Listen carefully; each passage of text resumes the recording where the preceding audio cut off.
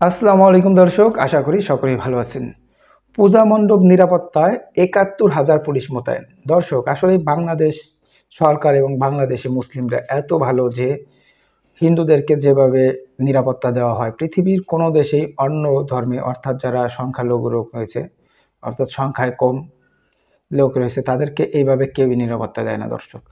তারপরেও ভারত মোদি বা হচ্ছে মুখরঞ্জন সুখরঞ্জন না কি বলে আছে, তারা সবসময় বলবে, হাসিনা সবসময় ষড়যন্ত্র করবে যে বাংলাদেশে হিন্দুদের উপর নির্যাতন চালানো হচ্ছে, অথচ বাংলাদেশের হিন্দুদের উপর কোনো ধরনের নির্যাতন চালানো হচ্ছে না, হিন্দুরা নিজেরাই মুখে সবসময় স্বীকার করে থাকেন।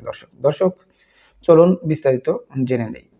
শারদীয় দুর্গাপূজায় নিরাপত্তায় দেশের সব মণ্ডপে ৭১,০৬৬ পুলিশ সদস্য মোতায়েন হয়েছে। আজ রবিবার পুলিশ সদর দপ্তরের এআইজি এর পাঠানো এক সংবাদ বিজ্ঞপ্তিতে এই তথ্য জানানো হয়। সারা দেশে প্রায় ৩২,০০০ মণ্ডপে পূজার আয়োজন হয়েছে। দুর্গাপূজা ঘিরে পুলিশ তৎপর হয়ে উঠেছে, জানিয়েছে পুলিশ সদর দপ্তর।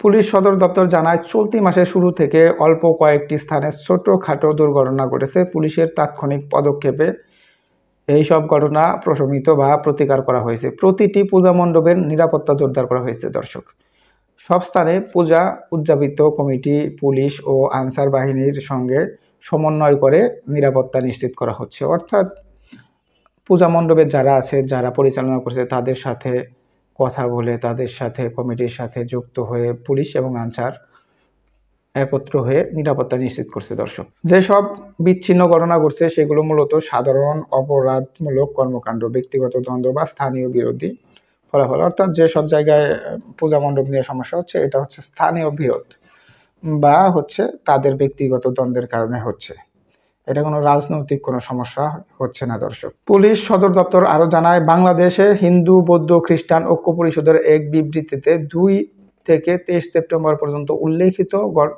সংঘটিত ৯টি ঘটনার ৩টিতে জিডি, ৬টিতে মামলা রুজু হয়েছে এবং ৬ জন আসামি গ্রেপ্তার হয়েছে। এর মধ্যে ৩ আসামি আদালতে স্বীকারোক্তিমূলক জবানবন্দিও দিয়েছে।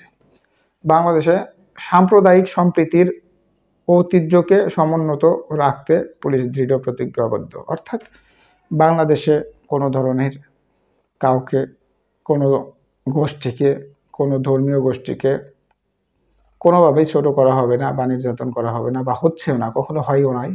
বরঞ্চ শেখ হাসিনার আমলে হিন্দুরা নির্যাতিত হয়েছে বলে অনেকেই দাবি করছে, অনেক হিন্দুরাই দাবি করছে। তাদের ধন সম্পদ, তাদের আবাসস্থল লুট করা হতো, জবরদখল করা হতো, কিন্তু এখন সেটাও হচ্ছে না।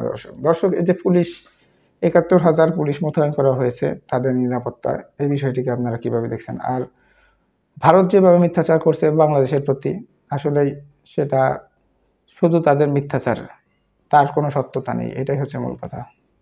ভালো থাকবেন দর্শক, আসসালামু আলাইকুম।